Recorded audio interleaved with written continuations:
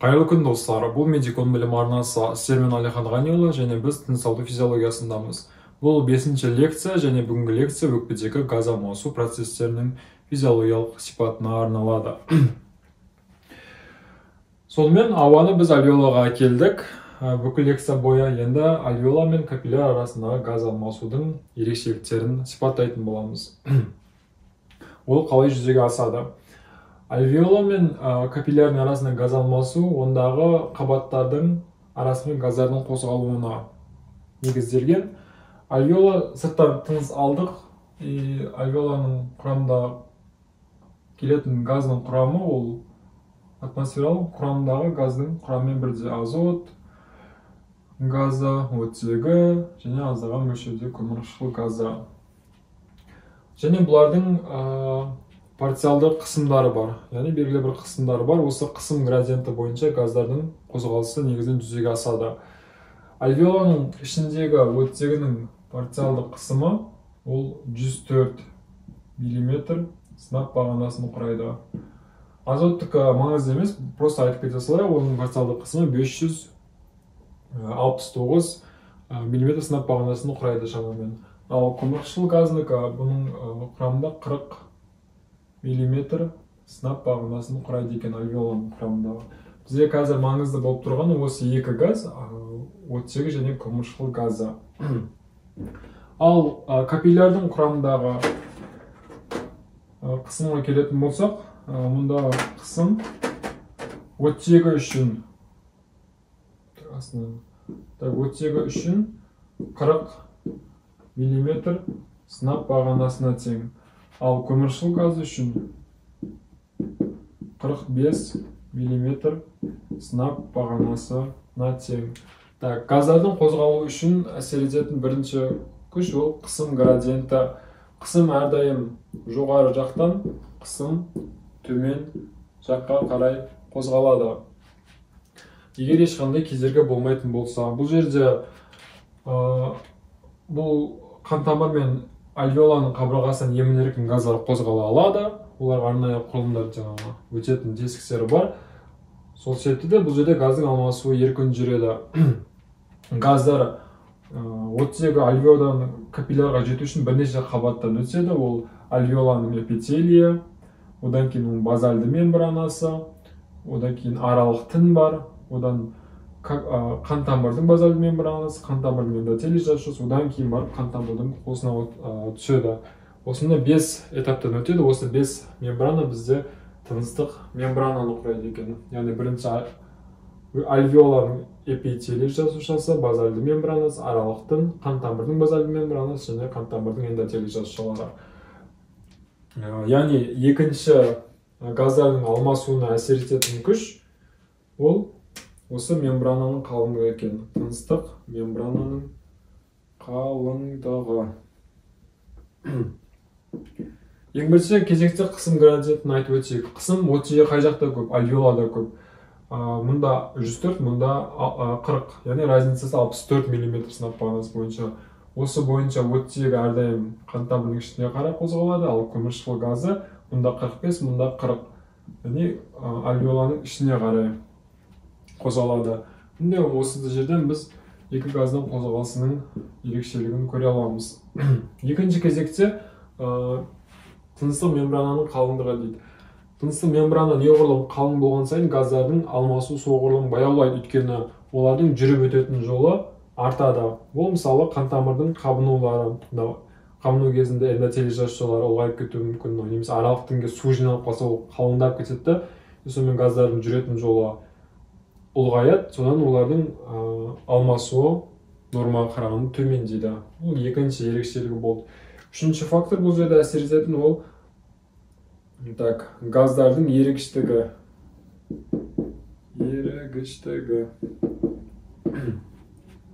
Бұны біз қай жерден көре аламыз? Қараңыздар, оттегінің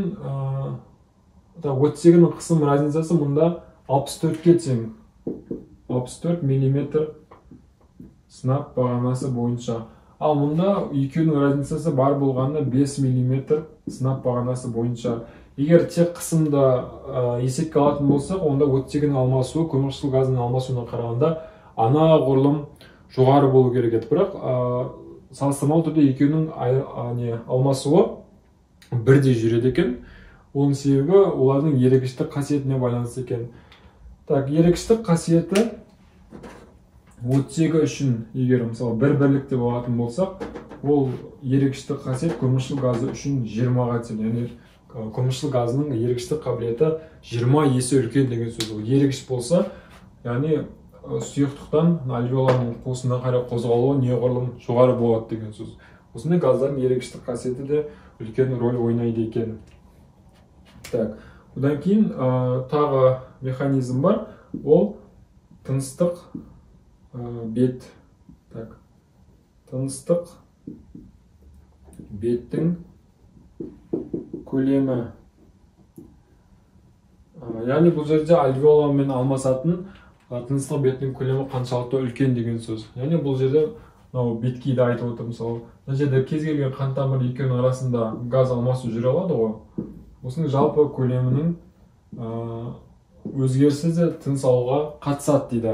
Ол қалай? Мысалы, өкпеде 300 миллион альвеола бар. Егер оның бәрін былай жазып қоятын болсақ, онда оның жалпы мөлшері 70 метр квадратты құрайды екен. 70 метр квадрат. Өте үлкен аумақ. Осы аумақта неғұрлым нормаға сай болған сайын, ол жерде газдардың алмасуы да үлкен болады деген сөз кез келген жерден. Егер мында мысалы бір бөлігі қабыну болсын, патологиядан зақымдалды, мына беті бұзылды, деструкциясы болды, сонымен газ алмасатын тек мына бет қалды. Яғни мысалы 70-тен ол 50-ге дейін азайып кетуі мүмкін. Сол кезде сәйкесінше газ алмасуда төмендейді, содан қанға түсетін оттегі де төмендеуі мүмкін деген жайттар бар. Яғни осындай тыныстық беттің көлемінің ерекшелігі рөл ойнайды. Және бесінші газ алмасуға рөл ойнайтын ол қан айналымының ерекшелігі. Қан айналым, өкпенің қан айналымы.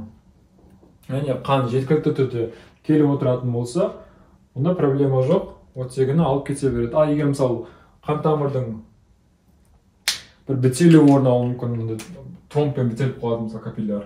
Қан келмейді, сонымен бұл жерде газ алмасу жүрмейді. Газ алмасу жүрмейді, ағзаға оттегі аз түсіп қалады. Сондай да жайттарды есепке алуымыз керек дейді. Осы 5 фактор бізде қан айналым, газ алмасудың ерекшеліктерін анықтайды. Сонымен қатар қан айналымның ағысының баяулауы және жоғарылауы да бұл жерде маңызды рөл атқарады. Жалпы өкпеге бір қан айналым кезінде 150 мл қан келеді. 150 мл. Осы 150 мл 70 метр квадраттың бүкіл бетін шарлап шығу керек. Елестетіңіз, мысалы 150 мл қан өте кішкентай, ал 70 метр квадрат ол как шағын стадион секілді. Сол шағын стадионда бір қан айналым кезінде 150 мл қан барып шарлап, бүкіл газын алмасуын жүргізіп, қайтып келу керек. Осы жерден біз өкпенің қан айналымы қаншалықты өте жоғары дамығанын көре аламыз. Осы қан айналым ерекшелігі егер әлсіреп қалатын болса, қан іркілісінен, қан ағып келуінің төмендеуінен, сондай кездерде бұл газ алмасудың анағұрлым төмендеп кетуіне әкеп соқтырады. Осындай ерекшеліктері бар. Сонымен 5 қағида бойынша газ алмасу жүреді. Олар қысым градиенті, тыныстық мембрананың қалыңдығы, газдардың ерекшелік қасиеті, тыныстық беттің көлемі және қан айналым ерекшелігі. Сонымен жоғарыда айтылған 5 ерекшелікке сүйеніп, қан тамыр мен өкпенің арасында газ алмасу жүрді. Сонымен соңғы нәтиже қандай болып өзгереді? Қан ағысында бастап кезде өкпеде келгенде парциялық қысым оттегінікі 40, көміршіл газдікі 45 еді. Енді өкпеден шыға беріс кезінде олардың парциялық қысымы оттегі үшін 104-ке, ал көміршіл газы үшін 40-қа өзгереді. Сынап бағанасы бойынша 104 мм сынап бағанасы бойынша. Яғни бастапқыда 40 ол оттегін алғаннан кейін 104-ке дейін көтерілді, ал көміршіл газдың парциялық қысымы альвеолаға көміршіл газын бергеннен кейін 40-қа дейін төмендеді. Енді олар әрі қарай оттегі альвеоладан алғаннан кейін барып тіндерге тасымалданады. Енді газдардың әрі қарайғы тіндерге тасымалдануына тоқталып өтсек.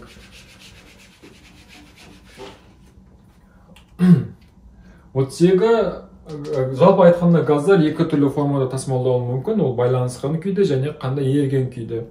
Оттегі үшін оттегінің 97% гемоглобинмен байланысқан күйде тасымалданады. Және оксигемоглобин формасында 3% ғана қандай еріген формада тасымалданады.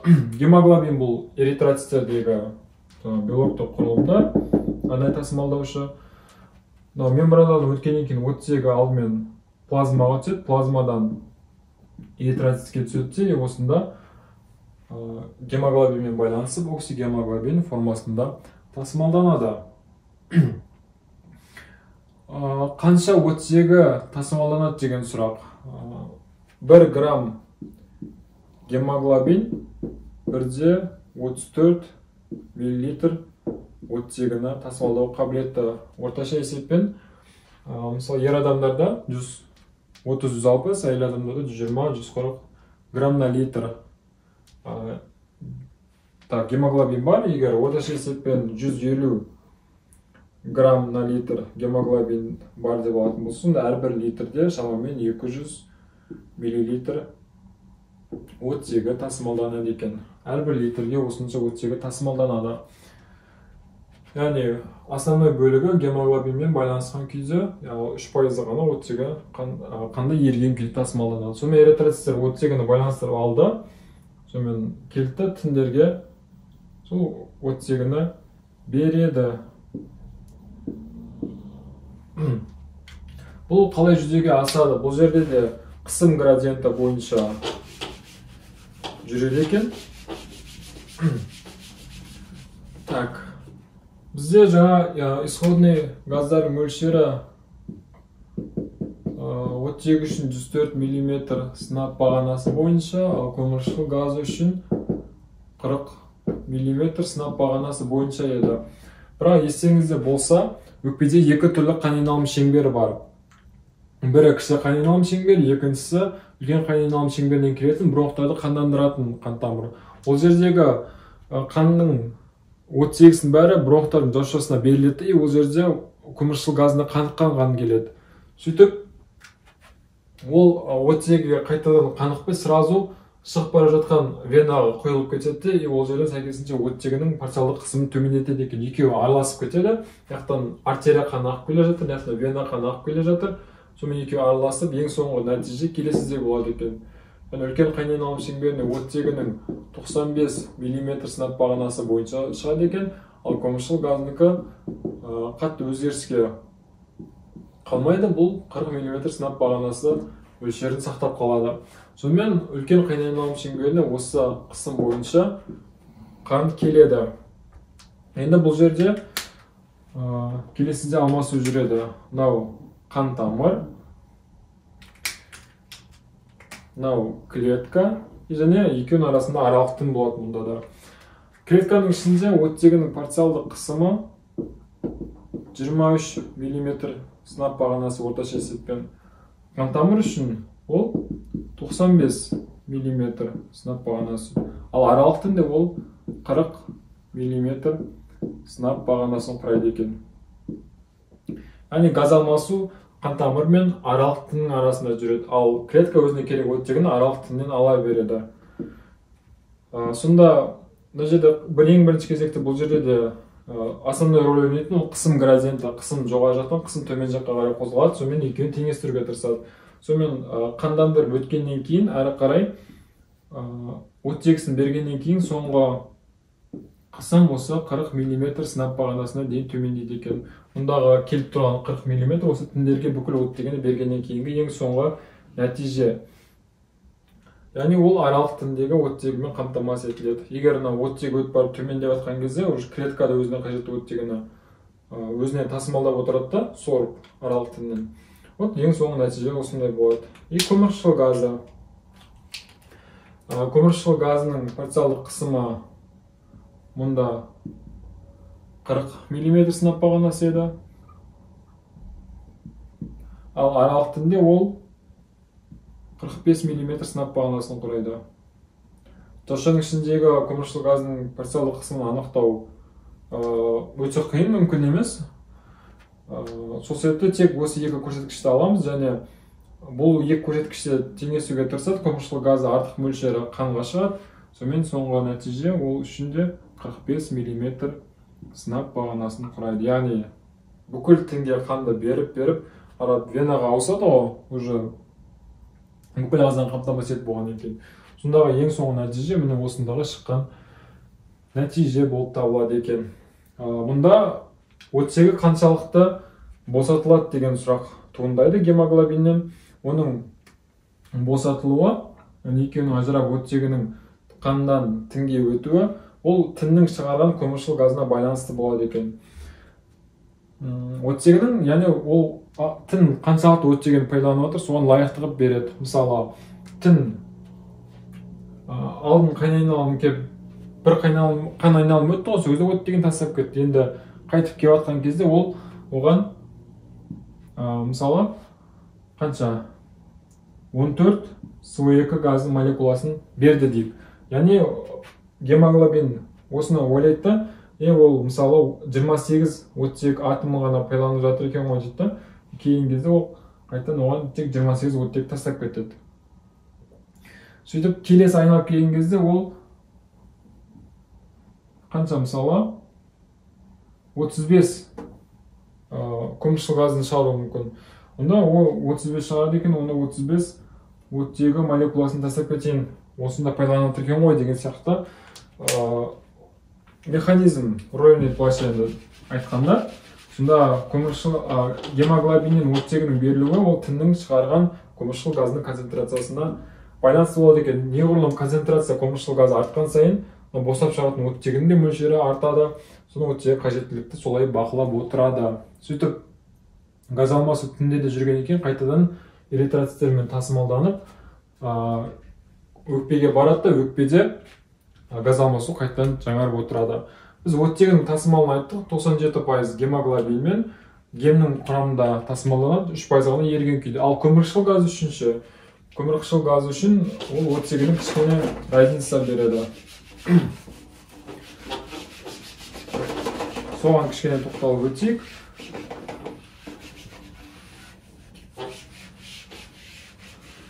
Оның да тасымалы көбінесе эритроциттердің ішінде жүреді, бірақ ол көп гемоглобинмен байланысты болмайды екен. Эритроцитте болайық. Тіннен СО2 газы келді. Бірінші қан тамырының ішіне түсті, одан эритроциттің ішіне түседі. Осы жерде СО2 газы эритроциттің ішіндегі сумен әрекеттеседі екен. Және осында карбоангидраза деген ферменттің қатысуымен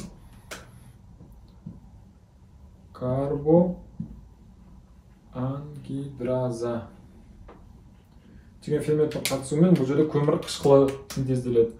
H2SO3. И ол сразу иондарға диссоциацияланады, сутек ионына және гидрокарбонат ионына ыдырайды. Міне негізгі тасымалы көміршыл газының 70% осы гидрокарбонат және сутек формасында тасымалданады. Так, 30% ғана газ немесе еріген күйінде тасымалданады, ол арнайы белоктармен.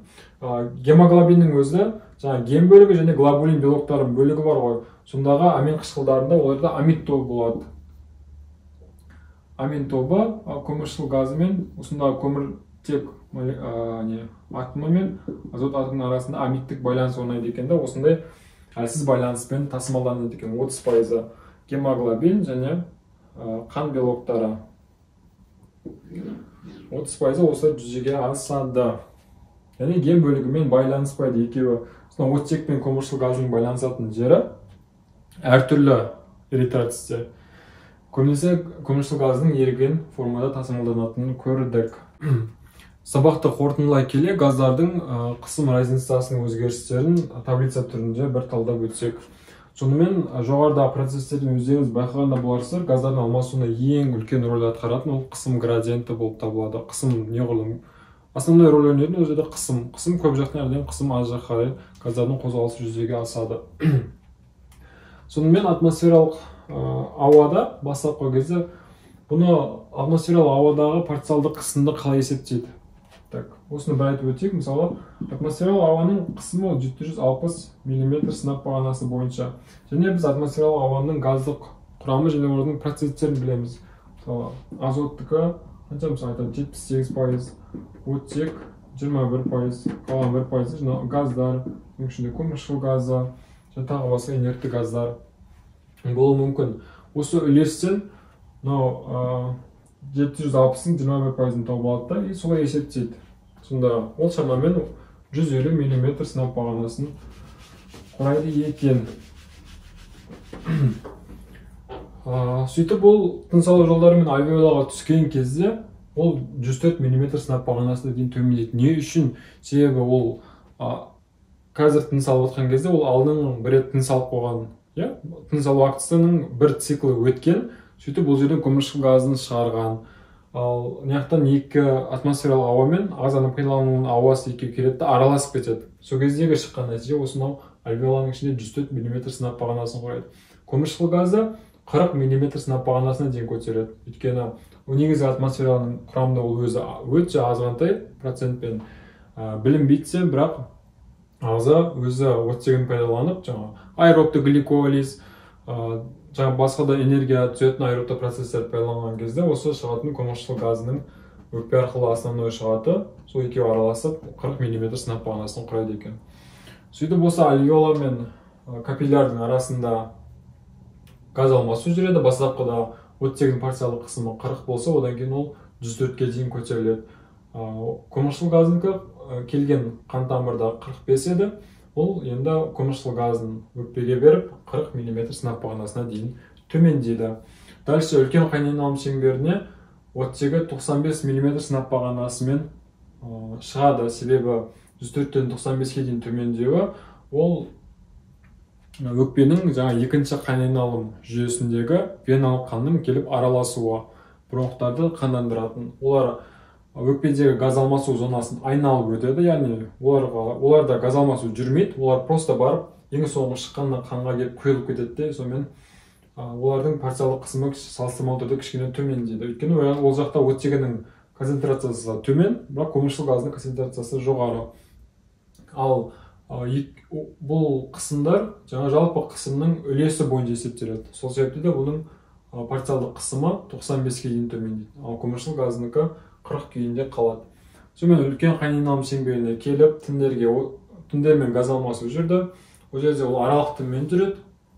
Аралық тінде оттегінің парциалды қысымы қанша? 40-қа тең. Сол себепті оттегі аралық тінге түседі. Көміршыл газынікі 45, мұнда 40, яғни қысым мұнда көп па? Аз жаққа қарай қозғалады. Сонымен қайтадан ол үлкен қайнайналым шеңберінде вена қанына жалғасады. Сонымен қайтып айналып келіп альвеолаға келеді. Альвеолада қайтадан жаңағыдай алмасу процестері жүзеге асады. Сонда оттегінің қозғалысы атмосфералық ауадан альвеолаға, альвеоладан капиллярға, капиллярдан үлкен қайнайналым шеңберіне болса, көміршыл газдікі керісінше болады. Үлкен қайнайналыммен келіп өкпенің капиллярларына жалғасады, кіші қайнайналымда. Сөйтіп ол альвеолаға түседі, альвеоладан ары қарай атмосфералық ауаға шығарылады. Міне жалпы осылай кестемен келтіруге болады. Сонымен біздің кезекті сабағымыз өз мәресіне жетті. Сабақ түсінікті болды деп үміттенемін. Сұрақтарыңыз болса, комментарий бөліміне жазып қалдырсаңыздар болады. Барынша кері байланыс беруге тырысамыз.